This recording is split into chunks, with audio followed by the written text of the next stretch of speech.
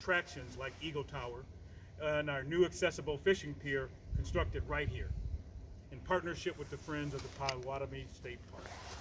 These examples are real-world outcomes of our commitment to opening and outdoors for all. Hopefully, you can see the value and the importance of the department places on inclusivity in our parks, natural areas, and our fisheries, locations, and facilities. In the process, it guides our decisions to create these properties. We engage the public.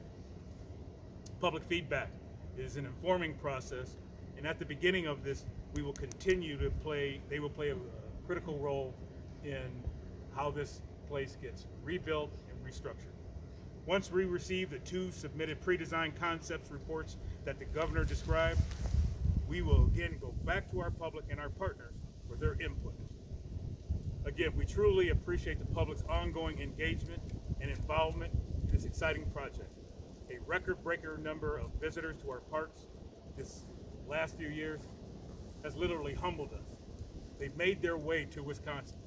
And you know what they left behind? Money at the gas station, money at the restaurant, money at the hotel. Our $18 billion outdoor economy is a big deal for us, and it deserves our protection. So, in closing, I'd like to thank Governor Evers for being here today and for his commitment in investing in our state parks and the Potawatomi Observation Tower in the next state budget. I can't wait for all of us to see that view. Ladies and gentlemen, we'll open it up for questions that you may have.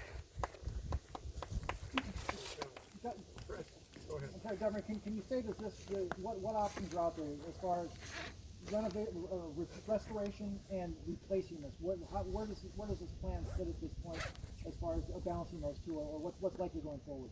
Well, we certainly want to make it a safe project and make sure that it's done correctly. GRAFE will be coming up with those two proposals, and we'll make sure the community is actively involved with. You know, I personally am not getting behind any specific proposal. I just want to get this done, and that's the most important thing for me. So both of them stay on the table, then, Governor, is that correct? And is there a timeline?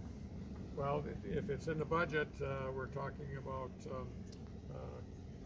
see, probably next year at this time, we'll have a better idea. Thank you. Governor, and I also want to ask anyone else who's comment on this.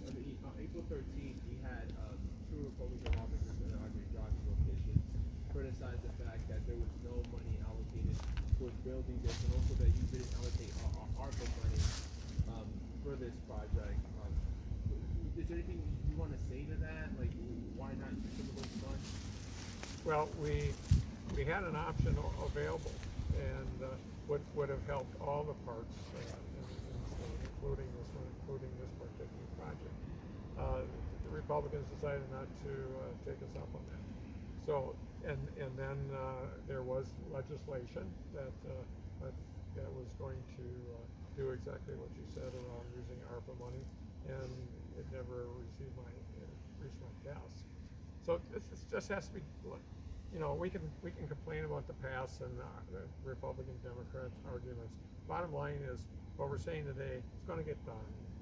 And it's going to get done the right way. And it's going to be in the budget. And I know Representative Kitchens is here, and other Republicans are very, very much in favor of making this happen. So we can get it done. It's just a matter of let's move forward. We have a company that's going to come up with the options. They're a well-known firm in the state of Wisconsin and elsewhere. And so we're looking forward to their work. They're going to involve the community in every step of the way. And let's get it done. Governor, I have a 2-part question. The first one is there were 3 engineering studies that were done previous to this 4th concept design request that we've had. Why couldn't any of those studies been used? And secondly, the latest RFP requested a 10% concept design. What does that 10% mean? Is that just going to be 10% of the project? Well, let me start by saying that the Department of Administration is the organization within state government that manages all buildings associated with state government. And they are the ones that put together the specifications for organizations to bid on these projects. While there may have been other options in the past, I would believe and understand that they took those into consideration. And there's no reason that if someone had a heart burning desire to, revisit those, that's what Rafe will be listening to when they open those public sessions up about what do you think about a design of this nature or that nature. So they're going to be going through a process again, and if others want to revisit that, well, they're the building code officials along with DSPS as well.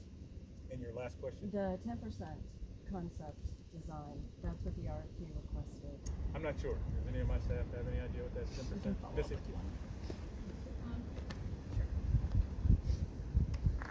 This is Missy. She is the money lady for the department, and the Parks Department does a wonderful job. So the question about 10%, basically that's how all DOA projects go through on major projects. So they'll do a 10% concept plan with construction drawings, essentially at that 10% completion level. And at that point is when Secretary Cole was talking about where those two alternatives will be vetted and go back out to the public.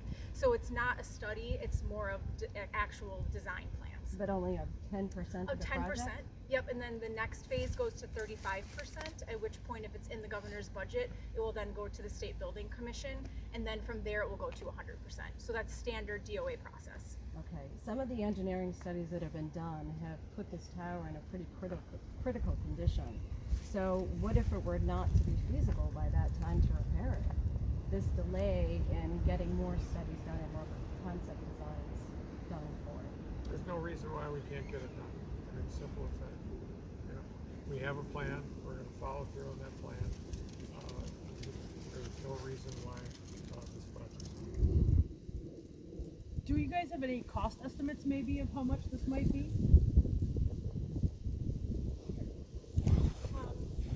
What we do know is that the Eagle Tower cost about $3.5 million, and so we don't really have a good cost estimate given that this tower is historically designated. So this is what part of this study will do. So it'll be scope, cost or budget, and a timeline for it.